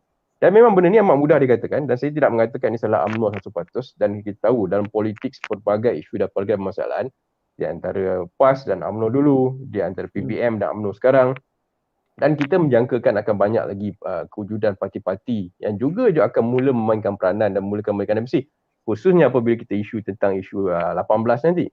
Dan ini memberikan satu perspektif baru. Inilah masanya untuk menunjukkan sama ada UMNO mampu untuk mengekalkan dominasi politik dengan pelbagai gaya dan ragam, kerana sudah tedu satu tiba masa nanti akan berlaku satu kebangkitan parti-parti sepihan yang kecil yang mampu untuk memberikan satu proses ketidakstabilan dalam politik negara sekiranya perkara ini tidak dapat tangani dengan baik, dengan bijak. Apa yang saya nak komen Undi 18 tu. Ya, sebentar. Kita bagi ruang kepada apa yang menjadikan isu ketidakstabilan bagi saya adalah apabila masyarakat bukan Melayu telah mula memainkan peranan dan menunjukkan satu pattern corak pengundian yang ketara. Dan itu bukanlah rahsia dan itu bukan perkara yang menjadi satu permasalahan isu-isu berhubungan dengan perkauman, kerana mereka telah menunjukkan pattern yang ketara yang kekal dalam beberapa pilihan yang lepas, termasuk di pilihan raya tertentu. Dan ini memberikan satu proses yang memberikan satu gambaran sekiranya tidak berlaku satu bentuk percaturan yang betul tanpa mengkira bagaimana caranya, sebab ahli bukan politik, mereka hanya nak melihat outcome. Bagi ahli politik akan melihat pelbagai kepentingan. Rakyat demand dan rakyat mahu supaya benda ini dapat dilaksanakan dan memberikan satu konsep bahawa parti politik Melayu Islam mampu untuk bergerak dalam sehaluan, mampu untuk membentuk satu pattern yang sama kuat, sama padan supaya keseimbangan daripada politik itu dapat dicapai dengan satu cara yang lebih meyakinkan. Selagi itu tidak berjaya, kerana trauma setelah apa yang berlaku ke atas masyarakat Melayu Islam dalam tempoh tertentu telah memberikan satu impak yang negatif dalam pemikiran masyarakat berhubung dengan pentadbiran kerajaan tertentu dan parti-parti politik itu, khususnya parti-parti politik yang selain daripada UMNO. Jadi ini memberikan satu gambaran perspektif dan inilah yang menjadi satu proses kerana kita sedar polemik propaganda yang berlaku pada masa akan datang. Katanya secara ringkas, UMNO PPM tidak bersatu. Dan apa akan berlaku? Akan berlaku satu politik propaganda menjelang pilihan raya akan bunuh character assassination di kalangan parti-parti Melayu Islam. Dan sudah tentunya ini akan memberikan satu gambaran yang kurang baik dan sudah tentu ia akan beri keuntungan pada ahli politik. Tapi secara keseluruhannya ia akan membuktikan kerapuhan kepincangan pergerakan, kerapuhan kepincangan Melayu, leader-leader kalangan-kalangan ahli politik Melayu Islam yang dilihat tidak mampu membentuk satu pakatan walaupun sebenarnya kekuasaan itu telah berada dalam tangan. Ini pandangan daripada ahli bukan politik yang daripada karakter bukan politik yang membincangkan isu dalam perkara ini. Kita sangat nak meraihkan kepelbagaian pandangan tu sebab kami punya prinsip di dialektika ni, kita kata kalau dua pandangan itu mirip, salah satu daripadanya jadi tak relevan. Satu sajalah. Jadi tak perlulah kita ada pentas dialektika ni kalau semuanya bersatu kan. Sebentar, Saudara Isham nak mengulas tadi tentang Undi 18. Itu juga menarik kerana ada juga pimpinan senior UMNO yang mengatakan bahawa Undi 18 ni tidak akan dilaksanakan menjelang PRU 15 ni, tapi ramai yang memberikan komen ini panas-panas. Saya nak mengajak selain panas di luar, boleh memanfaatkan, boleh release the steam dengan hubungi 0199425546 masuk ke studio 2 minit, boleh bertingkah, boleh berikan pandangan. Undi 18, Saudara Isham, kalau dilaksanakan di dalam PRU ini, orang kata it's a no man's land. Because undi 18 ini 4 juta mungkin sampai ke 7 juta 8. Sampai tempoh bila dilaksanakan itu tak ada siapa yang benar-benar menguasai mereka yang berada dalam julat usia pengundi muda ini. Itu yang Saudara Ishan nak ulas tadi. Sila. Betul. Okey. Saya nak ulas sebab kita dah nak dekat 1 jam minta maaf tadi saya potong. Saya selalu tak potong cakap orang dok tapi saya tengok ni saya takut tak sempat nak ulas satu isu pasal undi 18 ni adalah isu yang penting dan saya nak ulas isu kalimah Allah kalimah Allah. Boleh. Surah kalimah Allah.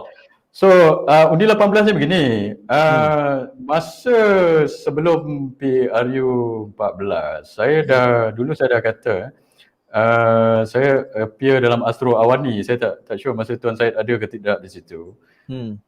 Walaupun saya tak ada dalam war room, tapi saya buat data agensi tu saya tak ada, saya buat congak sendiri. Tapi saya kata time tu ada 3 juta pengundi baru muda yang akan menentukan keputusan PRU 14 sebab kita ada 30% daripada hardcore BN, 30% daripada hardcore PH, tapi ada 30-40% ini daripada orang muda yang tidak ada association dengan mana-mana politik. So it turns out masa PRU 14 orang muda semua undi PH sebab mereka telah dijanjikan dengan PTPTN dihapuskan pada ketika itu. Sama juga kenapa kita telah hilang 30 kawasan Felda masa PRU 14 sebab ada seorang ini masuk kawasan Felda dijanjikan untuk hapuskan separuh hutang orang-orang Felda. So apabila lepas PRU 14 it turns out that mereka tipu janji-janji ni tidak ditunai. So apa implikasinya sekarang? So implikasi sekarang masa bulan Januari tahun ini saya tak tahu, saya mungkin masa dalam interview dengan UMNO, UMNO panggil saya dan buat wacana dan saya pertama kali saya rasalah cakap atau antara yang pertama yang kata kita perlu tuntut supaya undi 18 ni diadakan walaupun kalau pilihan raya diadakan tak sampai bulan Julai. Saya kata kalau PRU diadakan bulan ini atau bulan April, so kerajaan sepatutnya boleh benarkan undi 18 ini. Sebabnya kenapa? Sebab orang yang umur 18 tahun ini, for the next 5 tahun, mereka adalah pemegang taruh yang terbesar ke atas dasar-dasar kerajaan. Dan mereka terkesan, kalau kita tengok sekarang, orang yang hilang kerja, unemployment rate sekarang 5%. Tapi unemployment rate of belia, di bawah 30 tahun adalah 3 kali ganda lebih tinggi daripada itu atau 15%. So banyak belia-belia yang umur 18 tahun ke atas ni lepas sekolah tidak dapat kerja dan mereka ini yang bawa Grab dan sebagainya. Lepas tu dalam tempoh 18 ke 23 tahun for the next 5 years yang lepas PRU 15 ini, itulah masa yang mereka paling tertekan. Iaitu mereka ingin memulakan keluarga, mencari pekerjaan, mencari rumah dan sebagainya. So mereka terkesan dengan dasar-dasar kerajaan. So kalau mereka tidak dibenarkan mengundi, itu tidak adil kepada mereka. So sebab itu saya suruh buat. Dan saya dulu dalam kerajaan, saya pernah bekerjasama dengan SPR. Ada alasan yang dikatakan oleh, tak tahulah orang dalam kerajaan, dia kata, oh tidak sempat buat sebab tidak sempat digazet lah atau ada proses dan sebagainya. Dulu masa kita buat persempadanan semula, saya ingat, saya dengan SPR dulu, saya ingat hearing yang kita buat itu, habis hanya 2-3 bulan sebelum PRU lah. Masa 2018, PRU bulan 5, kita buat hearing, saya tak salah saya habis tahun 2018 bulan 1 bulan 2. Hanya beberapa bulan. Lepas tu sempat pula kita buat untuk mendaftar dan penjajaran baru untuk delineation exercise persempadanan semula itu. So kali ini kita tengok untuk pendaftaran automatik orang muda undi 18 tahun takkan tidak boleh dibuat. Dulu penjajaran baru delineation itu adalah lebih complicated. Itu pun kita boleh buat. Ini kita ada dalam IC, dalam JPN. Saya dulu di PMO. Saya boleh nampak data-data ini semua. Ambil daripada JPN dengan SPR, so kita boleh murnikan data itu dalam tempoh beberapa minggu saja. Bukan tak boleh dibuat. Boleh dibuat. So hendak 1000 daya, tak mau 1000 dalih, 1000 alasan. Itu yang mereka perlu buat. Dan satu lagi saya nak cakap, dulu yang cadangkan undi 18 ini adalah bersatu, Armada. Sekarang yang tak mahu mereka juga. Tiba-tiba ketua Armada yang baru kata bulan lepas, dia kata tidak mahu buat undi 18 sebab kena educate dulu. 18 tahun. Seolah-olah macam orang-orang muda ini tak pandai atau bodoh. Adakah ketua Armada ni bagi tahu yang orang muda ini bodoh tak kerti mengundi? Kita kata tidak, umur 18 tahun perlu dibenarkan mengundi, nombor satu. Dan satu lagi saya nak cakap ialah apa implikasinya bila Speaker Dewan Negara, Rais Yatim, dia kata tak sedialah, tidak akan dilaksanakan lah di sana.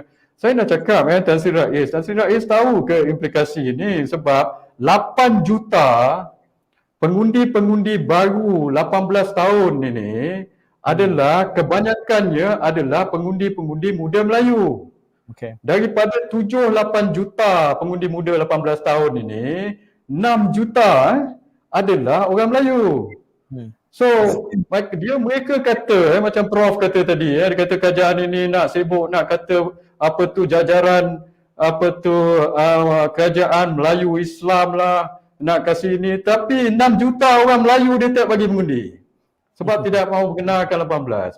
So ini you do a disservice atau ketidakadilan kepada pengundi-pengundi Melayu. Kalau kita tengok masalah kita sekarang ialah pendaftaran pengundi bukan Melayu adalah lebih daripada pendaftaran pengundi orang-orang Melayu. So bila time pilihan raya nanti, maka orang-orang ini, parti-parti DAP dan sebagainya yang giat mendaftar pengundi ini, mereka akan mendapat kelebihan.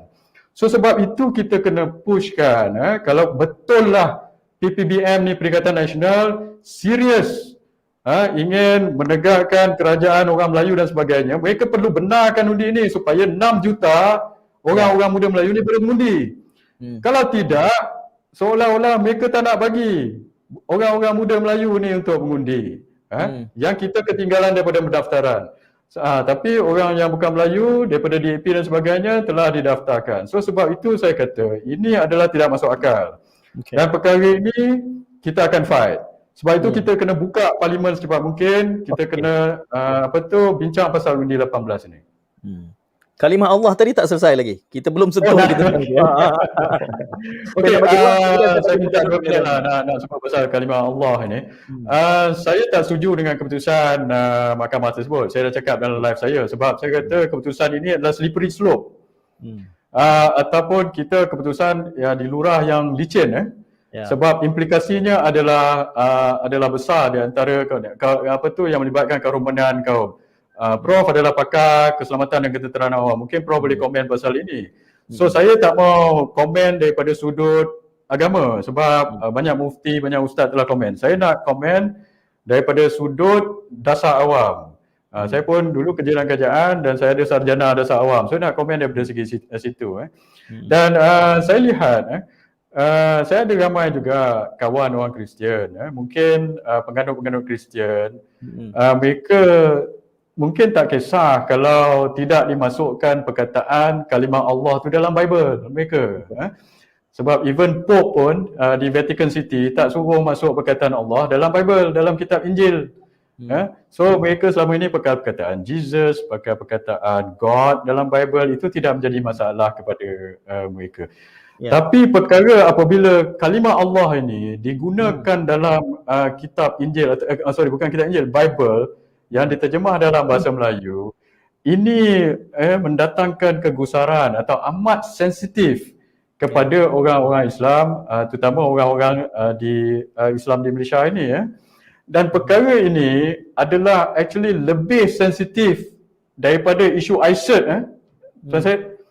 Kalau dulu kita tengok apabila Menteri Menteri PPBM mencadangkan ICED, 2-3 juta orang Melayu Islam, PAS dan UMNO, Muafakat Nasional pada ketika itu, kita terberagak. Saya sendiri ada di tanah mereka. Saya tak tahu puak-puak PPBM ni pada ketika itu ada mana. Mungkin dia buat perarakan lain, dia tidak ada masa kita buat perarakan dengan PAS di tanah mereka 2-3 juta dulu. Dia tak ada.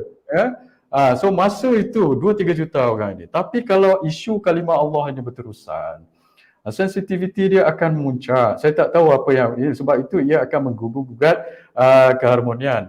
Sebabnya begini dalam isu ini, kalau kita tengok di Indonesia, ini bukan kita cakap saja, kita tengok ada kes-kes berlaku di Indonesia. Di Indonesia, kalimah Allah ini digunakan untuk memurtadkan orang Islam di Indonesia.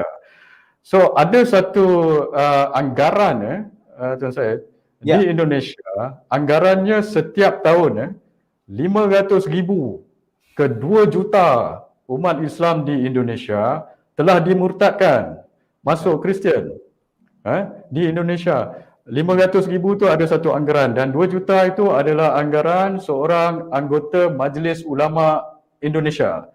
Dia kata 2 million orang Islam di Indonesia telah dikonvert ke Catholicism setiap tahun. Dan mengikut anggaran ini juga, dia kata kalau ini berlaku, Indonesia dalam tempoh 15 ke 60 tahun tidak lagi akan menjadi negara Islam. Sekarang Indonesia mempunyai umat Islam yang terbesar di dunia, 300 juta. Dan dulu 95% daripada rakyat Indonesia adalah umat Islam. Tetapi sekarang telah jatuh kepada 85%. So 85%, 10% jatuh dalam tempoh 20-30 tahun ini.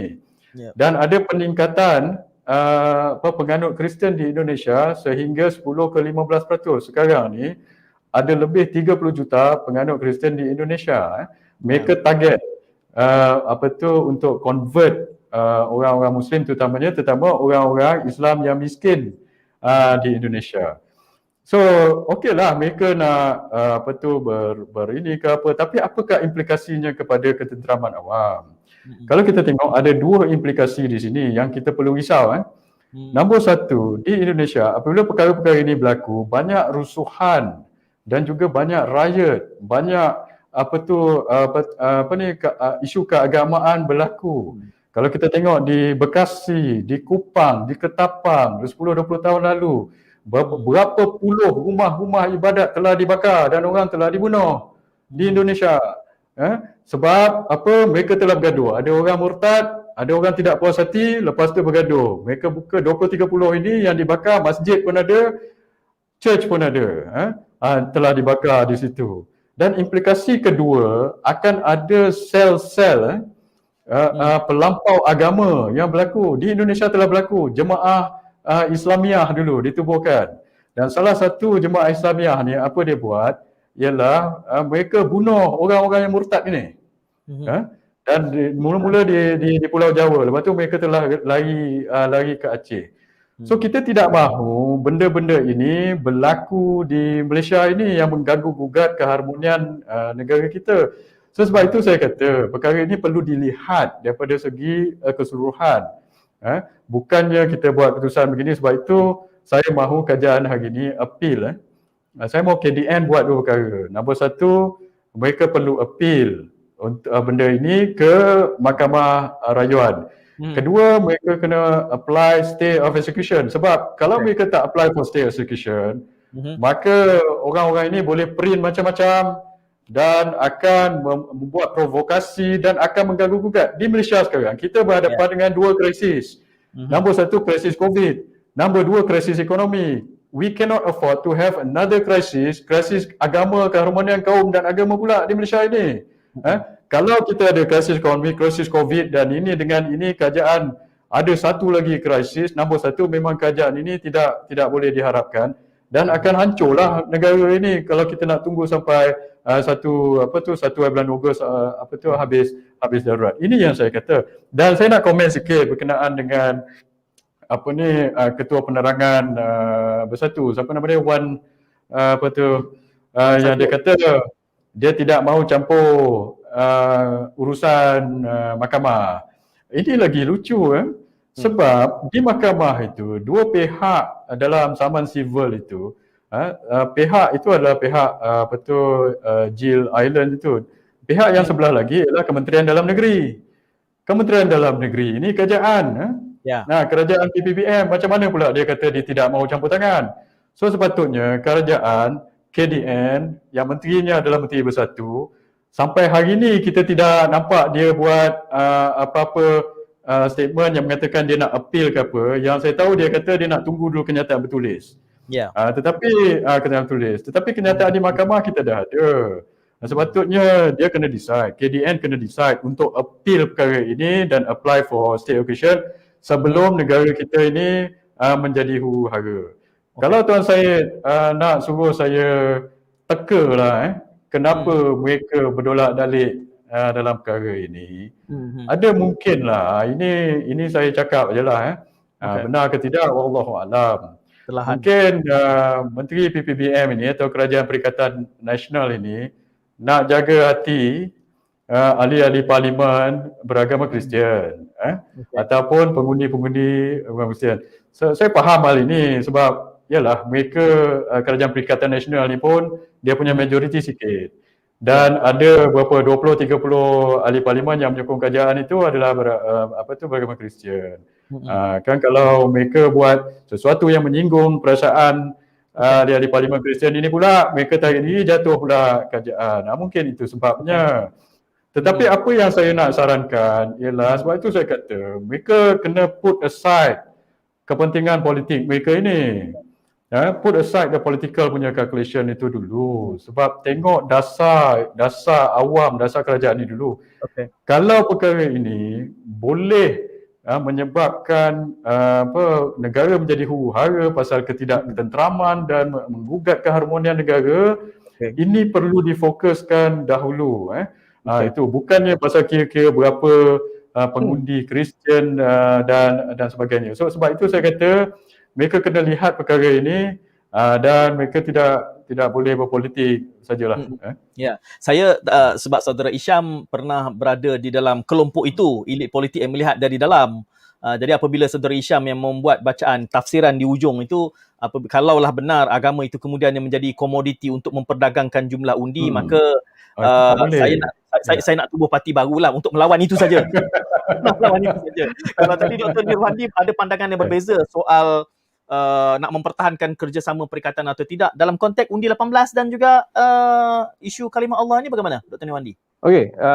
Dia kalau kita lihat dalam politik ataupun dalam ketamadunan manusia kan, dia ada cara konsep pemikiran yang bergerak secara konsep, struktur dan operasional. Tapi dipermudahkan. Setiap masyarakat tu dia akan ada satu konsep pemikiran, dan masyarakat Cina telah menjumpai satu konsep pemikiran politik dan kerjasama politik yang mereka inginkan. Tapi kalau kita lihat dalam konsep ni, sini kepentingan kalau kita katakan darurat, mungkin bagi saudara Isham darurat itu adalah satu bentuk tidak jalan, mengekang ahli parlimen dalam konteks politik.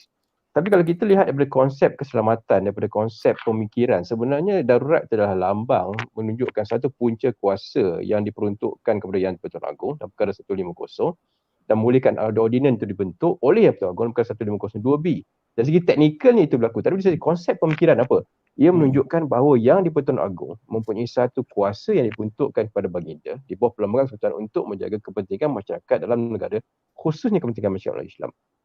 Dan ini perbezaan corak pemikiran konsep dengan corak pemikiran berasaskan dengan kepentingan politik dan kepentingan perkara-perkara lain. Dan darurat ini memberikan signifikasi yang besar kepada sejarah negara. Walaupun ini darurat yang ke-9, ia memberikan satu gambaran penterjemahan bahawa dalam negara kita sekiranya tidak berlaku satu proses keseimbangan dalam apa jua perkara yang di-Pertuan Agong ada untuk memastikan rakyat dipelihara, khususnya masyarakat Islam terpelihara dalam pelbagai cara melalui anekdot-anekdot ataupun perkara-perkara yang berkaitan dengan perundangan dan perkara begitu. Dan yang Pertuan Agong adalah parlimen tertinggi Angkatan Tentera Persekutuan dan ketua utama negara. Jadi konsep darurat ni kalau kita lihat daripada perspektif politik, sudah tentu ia berbentuk satu ketidakadilan kepada ahli politik untuk berpolitik. Satu ketidakadilan dalam proses demokrasi. Tapi kalau kita lihat daripada penghujahan teras kepada kekuatan kerajaan Melayu Islam, teras kepada prinsip persatuan dan hukum negara yang memberikan satu konsep pandangan, memberikan satu pahaman kepada masyarakat. Mereka faham sekarang ni bahawa terdapat satu punca kuasa baru iaitu darurat yang dibentukkan oleh Yang Pertuan Agong untuk memahami. Itu maksudnya daripada segi keselamatan, dari segi pemikiran konsep kenapa darurat itu amat signifikan pada masa ini. Dan sudah tentunya ia memberikan satu tekanan kepada ahli politik apabila mereka tidak dapat bersidang dan mungkin katakan merencatkan proses demokrasi. Tapi dari segi pandemik COVID-19 dan proses-proses berhubung dengan keselamatan, bagi saya ini menunjukkan satu punca kuasa khas yang diberikan kepada Pertuan Agong. Kena ingat, darurat yang berlaku selama ini tidak wujud dalam media sosial. Tidak wujud dalam dinamisme media sosial. Jadi mereka tidak boleh melihat darurat, mereka tidak faham darurat pada ketika itu. Pada ketika ini rakyat mula faham. Dan di kalangan rakyat Malaysia, mereka faham bahawa sekiranya apa-apa berlaku, kita boleh mengharapkan Yang Pertuan Agong untuk menjaga kemaslahatan rakyat. So daripada segi undi 18, ia juga berkisar dengan pemikiran konsep berhubung dengan apa yang dimaksudkan dengan undi 18. Kita selalu faham dalam konsep pemikiran politik negara. Kita sebagai negara yang telah dikolonize dalam keterbukaan YouTube, Instagram, Twitter dan media sosial dan sebagainya. Rakyat didedahkan dengan satu bentuk gaya hidup ataupun cara hidup berpolitik yang tidak mungkin akan menyokong pada jangka masa yang panjang berhubung dengan kekuatan dominasi politik Melayu Islam. Dan tidak ramai juga di kalangan muda yang juga mungkin akan tersasar dan tidak faham apa itu perlembagaan persekutuan dan prinsip rukun negara. Dan malahan kita juga seringkali gagal untuk mentafsirkan perlembagaan persekutuan dan rukun negara dalam konteks peradaban Melayu Islam. Dan apabila ini berlaku, maka akan wujudlah satu persaingan politik dan propaganda di kalangan ahli politik. Dan kita lihat dalam banyak-banyak pilihan raya, konsep utama adalah character assassination. Konsep utama adalah propaganda dan jarang kita lihat seperti mana yang berlaku dalam politik-politik, khususnya dalam keadaan-keadaan negara-negara kita dan negara-negara yang sekitar. Konsep politik yang bersifat dengan heroing the people, konsep politik yang bersifat menceritakan benda yang positif. Dan lazimnya walau apa pun yang dilakukan oleh kerajaan BN, kerana kerajaan BN telah lakukan banyak perkara termasuk GST, satu sistem cukaian yang cukup hebat. Dan kenapa GST gagal? Kerana GST telah dipropagandakan seolah-olah GST ini menindas rakyat. Tetapi GST pada dasarnya adalah satu bentuk sistem perisian yang boleh menggariskan semua pekerja-pekerja, semua peniaga-peniaga dalam satu sistem percutian digital hingga tidak ada kesesaran cukai. Dan khususnya di kalangan mereka-mereka yang berniaga, yang sektor-sektor ekonomi yang dikawal oleh mereka-mereka yang berkepentingan itu untuk membuat dua bentuk perakaunan. Jadi ini satu konsep nama GST ni kan, dan inilah pemikiran yang dirisaukan apabila masuknya anak muda yang berjumlah 8 juta ini apabila mereka tidak dedahkan dengan rukun negara, perlembagaan persekutuan, kepentingan untuk mewujudkan dominasi politik Malaysia Islam. Dan sudah tentu ini bukan tanggungjawab seseorang individu, tanggungjawab daripada keluarga, ahli politik dan daripada semua pihak. Maka mereka juga akan berkecenderungan untuk membina satu teras yang kita risau akan wujud seperti mana Pakatan Harapan atau sebenarnya golongan-golongan coalition party tentu mewujudkan satu elemen yang kita panggil sebagai manifesto bersubsidi melampau. Manifesto yang berkepentingan yang amat sukar direalisasikan. Dan inilah satu bentuk yang akan memberikan satu kerugian pada negara. Pada akhirnya, kita akan melihat satu perebutan manifesto yang bukan berkisarkan kepentingan perangkat negara, tapi lebih satu manifesto berbentuk subsidi. Kecairan tunai yang melampau yang akhirnya akan mengakibatkan kerugian pada negara. Yang perlu bantu. Kredit perlu diberikan. Aisina hasil daripada kesaan daripada UMNO, moratorium hasil daripada pihak Perkhidmatan Nasional. Jadi kredit belongs to siapa yang buat, kita akan bagi kredit. Tapi dari segi konsep pemikiran. Jadi sinilah saya rasa pengundi itu memang layak untuk mengundi, dan saya setuju mereka inilah satu kuasa yang besar dan kita akan mungkin melihat tsunami anak muda sekiranya mereka diberikan peluang. Tetapi kegusarannya adalah bagaimana untuk memastikan doktrinasi yang dibangkitkan, yang diwujudkan dalam persekitaran pemerintahan mereka melihat konteks persatuan dan rukun negara. Dan learning proses ini penting untuk memastikan mereka tidak terus terhidap ataupun duduk dalam satu politik sempit propaganda melampau, character assassination, dan akhirnya mereka faham inilah politics. Sebab the best propaganda is the truth. Jadi inilah perkara yang perlu mengkaitkan. Berbalik pada isu kalimah Allah. Kalau mungkin sebab saya tengok jam pun kan, saya pun macam Syam tengok jam kan. Kalau ikut kami kita buat kita boleh minum kopi dan kita boleh break kan. Tapi isunya adalah kalimah Allah. Dan dalam pada ini saya dengan Saudari Syam saya amat bersependapat. Kerana bagi saya pun dalam Masyrawani pun saya ada bagi kenyataan yang tadi. Kerana apa yang disaukan adalah penghujahan kehakiman berdasarkan satu kes terpencil digunakan untuk pukul rata. Digunakan untuk memberi ruang untuk satu benda itu dilakukan secara berluasa dan sewenang-wenangnya.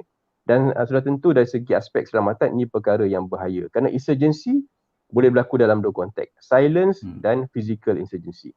Dan perkara-perkara ini sudah tentu akan berikan ruang kegelisahan dan satu benda perkara yang boleh mendatangkan kerusingan. Kerana pada dasarnya walaupun di Sabah Sarawak konteksnya amat berlainan, kerana di sana kalimah Allah ni sebagaimana sudah biasa digunakan. Tetapi apabila dinamisme media sosial itu menjadi satu garis panduan presiden kes tanpa meletakkan isu ni sebagai satu situasi terpencil, satu perkara yang perlu dilihat dalam satu konteks keadaan terpencil, maka ia mungkin disalahgunakan untuk mentafsirkan kes itu dalam satu aspek yang lebih luas. Jadi inilah peranan yang perlu dimainkan oleh semua pihak. Dan saya amat berharap, tapi saya rasa ni angan-angan lah Said kan. Masa ni saya ingat Tuan Hisham, lepas tu ada pula bersatu PAS, buang topi duduk sebelah dan sign memorandum, kita menentang ni. Tapi itu mungkin angan-angan je lah kan. Tapi awal apa pun, kesamaan wujud dalam konteks ini. Dan inilah di mana saya merasakan dominasi politik Melayu Islam adalah formula terbaik perpaduan negara. Kerana tidak ada mereka yang akan tercicir, tidak ada mereka yang tindas, dan sudah terbukti secara relevannya ini dia berjaya dilakukan oleh BN selepas tahun 1974. Tapi pada masa yang ketika ini, pada masa yang keadaan pada ketika ini, cuma imej politik Melayu Islam dengan kedatangan generasi baru muda dengan isu-isu berhubung dengan polarisasi, berhubung dengan isu-isu agama sebagaimananya, imej ini perlu dikekalkan. Dan cara pengekalan itulah tentunya. Ini belum masuk. Ini anda ada penutup belum Zaid? Kan nak saya tutup terus kan nak bagi ruang penutup? Penutup. Kita kena berhenti sebelum banyak. Okey. Jadi sebagai penutupnya, di sinilah saya rasa masyarakat ingin lihat. Saya tahu di belakang tabir politik dan semua tidak akan dipahami oleh masyarakat biasa. Saya hanyalah pengisah keselamatan politik dan saya adalah rakyat yang tidak mempunyai kepentingan politik tetapi mahukan kepentingan penyatuan itu berlaku walau apa pun. Kerana now or never bagi saya. Kerana sekiranya penyatuan itu berlaku, sama ada berjaya atau tidak bersatu itu masuk pada UMNO atau berjaya itu bersatu itu berada sebagai UMNO atau bersatu itu hilang seperti mana, itu bagi saya dah perkara yang kedua. Yang utama pokok sini bersatu PAS dan UMNO harus berjaya membentuk satu pakatan pada masa ini dan ketika ini supaya masyarakat Malaysia, masyarakat Melayu Islam dan masyarakat di luar sana bukan Islam yakin bahawa pemimpin politik Melayu Islam boleh mentadbir negara. Boleh menguruskan negara dan menggunakan formula yang sama tanpa menggunakan elemen-elemen jajaran baru yang berdasarkan pada perkara-perkara yang telah pernah menghiris hati umat Islam dan negara kita. Dan sekiranya ini dibentuk, saya amat yakin sekurang-kurangnya 3 kali election akan terus dikuasai dominasi politik yang sama. Sekiranya ia berlaku. Tetapi sekiranya ia tidak, maka jajaran baru ini akan menimbulkan 2 risiko. Satu, berjaya dengan syarat culaan-culaan yang diberikan oleh saudara Hisham itu tepat dan muktamad dan tidak ada cacat celanya kerana berlaku culaan-culaan lepas juga tidak menepati sasaran. Dan yang kedua, sama ada ia akan membentuk parti-parti ataupun pemikiran-pemikiran yang berbeza dalam UMNO sendiri dan akhirnya akan mengurangkan relevansi UMNO dalam politik negara. Bagi saya, UMNO tetap relevan, UMNO masih diperlukan kerana ialah suara wakil Islam dan pada masa kini amat berharap di kalangan rakyat Malaysia supaya penyatuan ini berlaku sekurang-kurangnya untuk menghadapi PRU 15 supaya menunjukkan dominasi kekuatan politik Islam mampu untuk mentadbir negara kita. Itu penutup lah Syed. Okey. Sebenarnya topik kerajaan Melayu Islam ni kami sudah tangani sekitar mungkin dalam 2 bulan yang lalu. Agak panjang. Dan kalau kita letakkan di dalam setting hari ini, sebenarnya saya kira relevan untuk kita tonton semula. Apa yang pasukan Dialektika akan lakukan adalah kita akan meletakkan episod itu secara premier semula. Mungkin setengah jam selepas kita usai seketika nanti untuk kita tenung kembali. Kerana saya, walaupun Dr. Nirwandi tadi kata angan-angan ya, bercakap soal angan-angan penyatuan ini, sebenarnya bagi saya segalanya masih berkemungkinan dalam lembayung tajuk jajaran politik baru. Kerana lihat saja di Perak, itu dah jadi congak yang berbeza. Nanti saya mungkin saya tambah sikit seminit.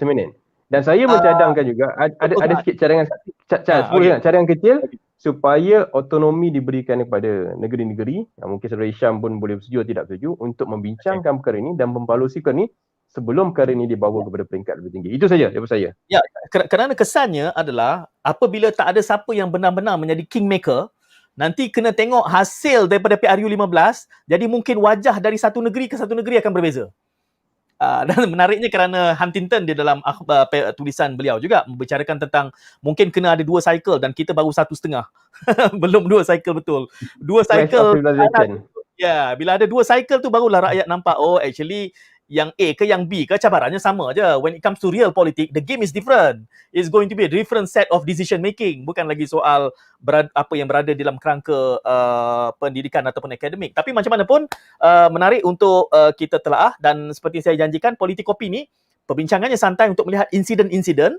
Saya berharap tuan-tuan berdua sudi untuk datang lagi, especially Hisham. Nanti kalau on block bubar dan katalah PRU jadi anggota kabinet, jangan pula tak sudi datang dalam Dialektika, sebab hukumnya semua macam tu. Bila dah jadi kerajaan, dia tak mau defend dah. No, tak nak dia dah kan. Dia sebagai ketua penerangan, dia saya rasa dia menjalankan kerja yang baik. Lepas dia jadi anggota kabinet kau, tak boleh lah. There's so many things I need to defend lah. Jangan, kita perhati je. Tapi yang penyatuan tu harap jadilah kan. Saya usik Hisham, tahu-tahu tengok Saudara Hisham tentang Nirwandi yang jadi calon menang kat mana-mana jadi kapten. Tahu-tahu. Kita makam dah sampai lagi tapi tak amin ke dah. Sebab kita mengkritik mereka yang berada dalam kabinet sekarang. Saya nak perhati tuan-tuan berdua, kalau nanti tuan-tuan berdua dalam kabinet, berubah tak kenyataan?